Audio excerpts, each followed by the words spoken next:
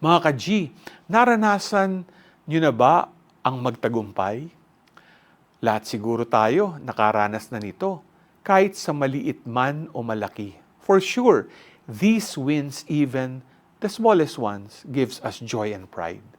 Sa ating gospel, pagkatapos ng maraming tagumpay na nagawa ng mga alagad ni Jesus, ay hinugasan ni Lord ang kanilang mga paa. Sabi niya, ang alipin ay hindi dakila kaysa kanyang Panginoon, ni ang sinugo kaysa nagsugo sa kanya. We are being reminded to keep our feet on the ground. Because in every victory we have, in everything we've accomplished, it is out of the graciousness of God and not only of our own. Sa bawat tagumpay, mayroong mga tao din na kabahagi ng pag-abot natin ng tagumpay na ito. Katulad ng ating mga kapamilya, kaibigan, kasamahan sa trabaho o mga ordinaryong tao na sa maliit na paraan pinagagaan ang ating buhay sa araw-araw.